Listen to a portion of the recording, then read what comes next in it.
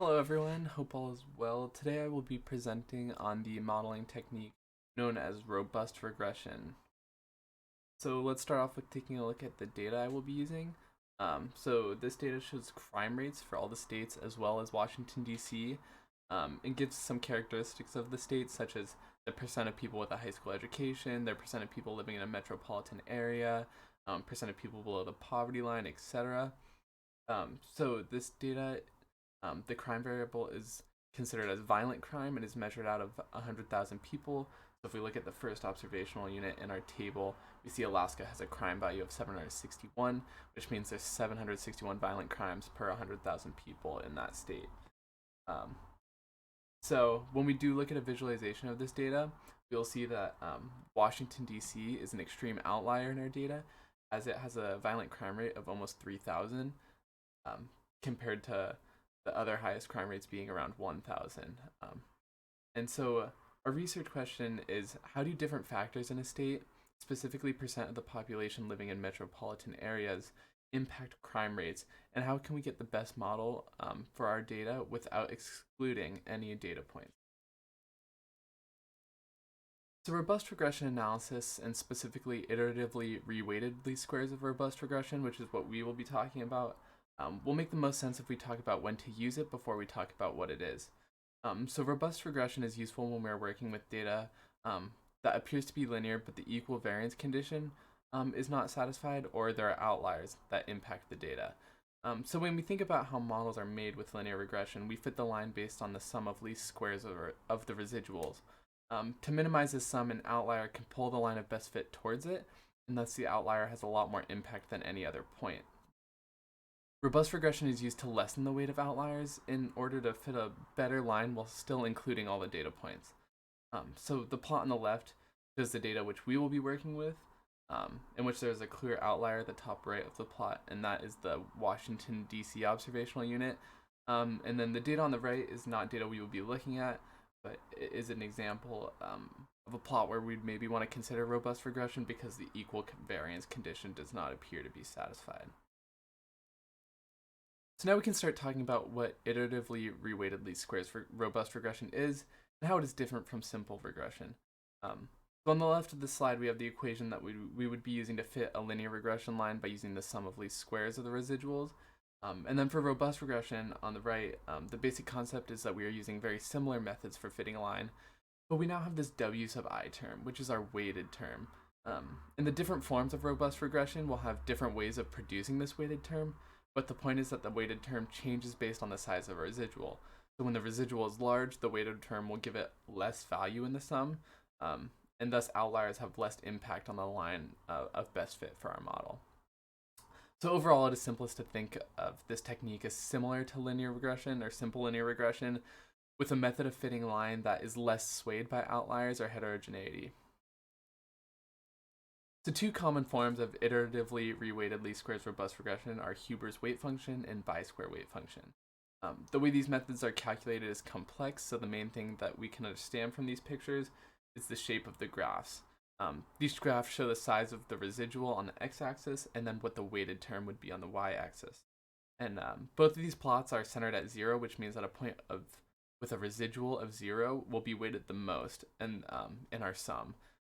And then the larger the residual, or not necessarily larger, but farther away from 0 or more extreme the residual, then the less that residual will be weighted in our sum.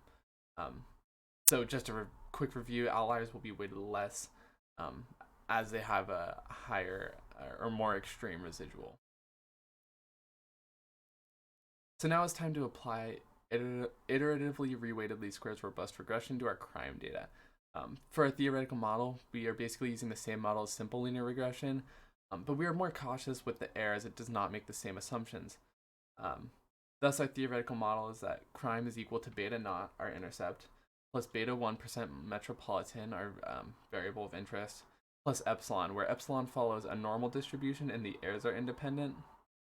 And we could also say that it should satisfy the linearity condition, but the biggest thing is that the equal variance condition does not need to be satisfied for robust regression. So selecting to focus on the percentage of people in a state living in a metropolitan area and only using that as a single predictor will allow us to view the effects of robust regression very easily, as we can just use a linear model with a single predictor and therefore have a simple 2D visual. So using percent metro as our variable, here's a plot of the data that measures violent crime rate per 100,000 people in all of the 50 states plus Washington, D.C. And we can clearly see a positive linear trend in the data, but the point that represents Washington, D.C. is a clear outlier. So we definitely want to use robust regression so our fitted line isn't pulled up and the slope isn't too steep because of that point. So now we can get into the R code of our model. We can use both Huber's weight function and bi-square weight function to get fitted linear equations through R using the R code on the slide and compare it to the equation that we would have gotten using our simple linear regression method. So based on our fitted model equation, we can see that the simple linear regression that uses sum of least squares produces a higher slope of 10.9, clearly adjusting for the outlier when we compare it to the robust regression methods that have a slope of around 8 for both of them. And the robust regression methods have slightly different intercepts, but that's not really a concern. They're basically still very similar lines, as the scale on the y-axis is in the goes up to the thousands, and so that difference is pretty minimal. Now that we have these fitted models, we can look at a plot of these lines and compare them. So this plot shows that our line of best fit found through simple linear regression compared to our line found from robust regression using the bi-square weight function. And we can see that one of the lines is steeper than the other, and this would be our simple linear regression model. And the line for robust regression has a less steep slope, and therefore does a better job at fitting the data on the bottom half of the plot, which is where a majority or all but one data point lie. And thus a robust regression model would be better for predicting crime rate based on the percent of people that live in a metropolitan area, compared to the simple linear regression model that once again was impacted by that outlier. So conclusions. So the way we want to evaluate our model and the predictors is exactly the same as we would do with simple linear regression. We're testing the null hypothesis that beta 1 is equal to 0, but we do encounter the problem that R does not give us a p-value for the robust regression methods.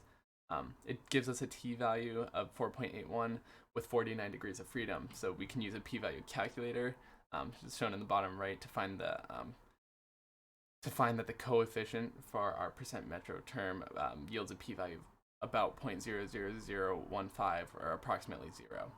And this is a case for using Huber's weight function as well as bi-square weight function, so our conclusion applies to both here. And since the p-value is approximately 0, this of course means that the probability of observing a t-value as extreme as 4.81 or more, or as extreme as negative 4.81 or less, is approximately 0. And thus we have sufficient evidence to reject the null hypothesis and support the alternative hypothesis that beta 1 is not equal to 0.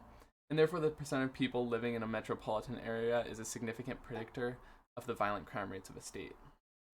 While this is the same conclusion as we would have gotten with simple linear regression, it is not surprising when looking at the plot. There is a difference between the models when it comes to predicting values.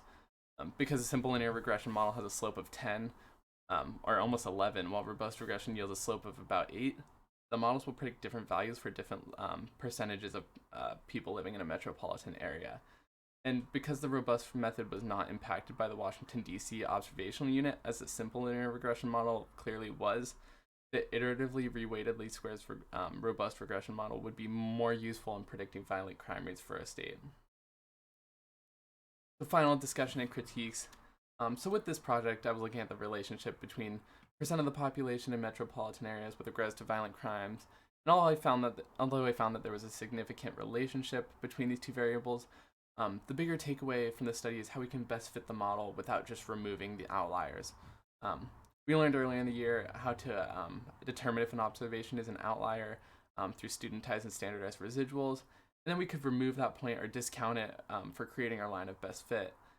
But with robust regression, a clear advantage is that we don't have to worry about these outliers because their impact on the line of best fit is weighted appropriately based on the size of the residual. Considering that robust regression is not commonly taught, it was hard to find good sources about robust regression, and there aren't many resources on R to calculate robust regression. There clearly must be some disadvantages to this modeling technique. I'm not surprised that before the statistical software we have now, this method wouldn't have been taught because the methods for calculating the weight function were pretty absurdly complex. And I guess another possibility for why robust regression isn't seen very frequently is because of how simple it is to remove outliers from the data set and find that they are outliers. For example, with the data set I was looking at, it wouldn't have been hard to just discount Washington, D.C. and then create a simple linear regression model using the rest of the points. But besides these minor things, I honestly am not sure why robust regression isn't more common. But I mean, if you have any guesses, I would be really interested to hear it. But anyways, thank you for watching.